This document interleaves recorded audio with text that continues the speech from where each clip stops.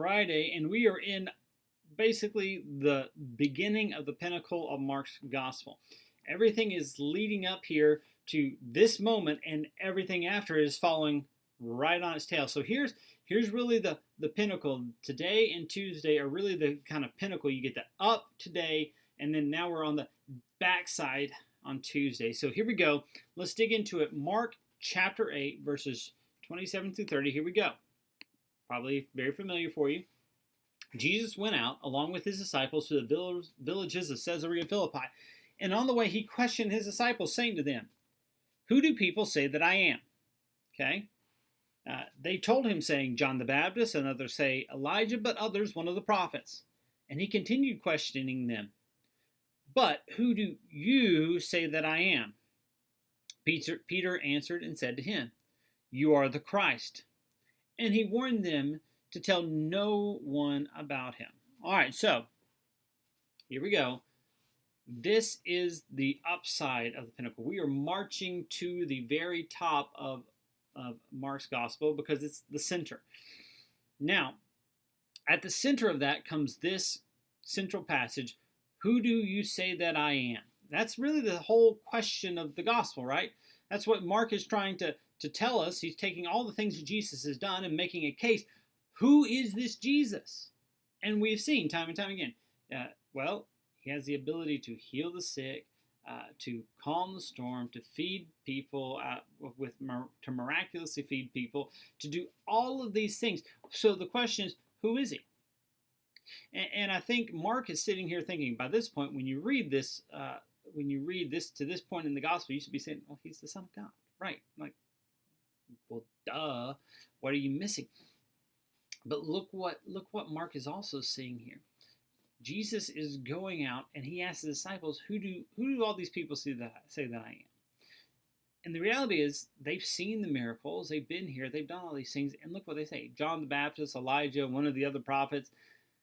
Like they're trying. They're trying. They understand there's something special about Jesus. They understand he's unique. They understand that these things are there, but they don't really get the importance. They're trying to use their religious categories to put Jesus in one of them, but they aren't quite getting where they need to go. And so Jesus says, hey, to his disciples, those who have been with him, those who have heard his teaching, who have been closest to him, hey, who do you say that I am?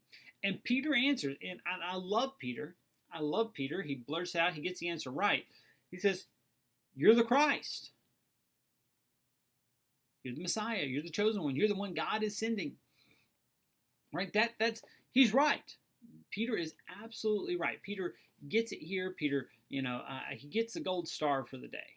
And this is exactly what we want to see.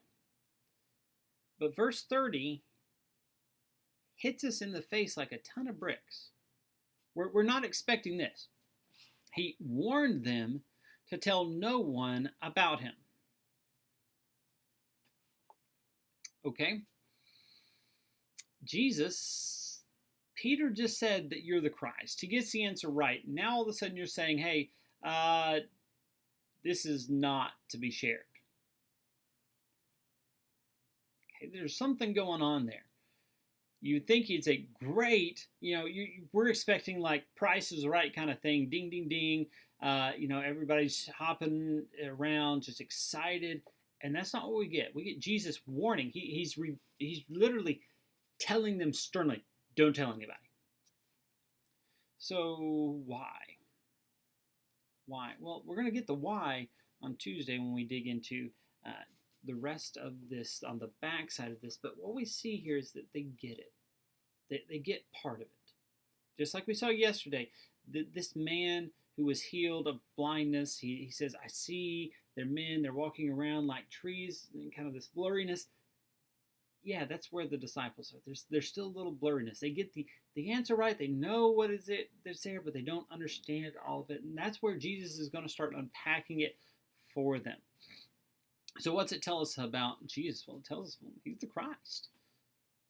And what that means, he's going to unpack for us on Tuesday. But it tells us he's the one that God has sent to save the world. What's it tell us about ourselves? Well, it tells us we're we're a lot like these disciples. We think we know the answer. We think we know all it means until Jesus says, "Yeah, you don't quite get it all." It tells us we can say the words, but we often miss the significance and the meaning. And that's where Jesus is saying, guys, you got to be careful.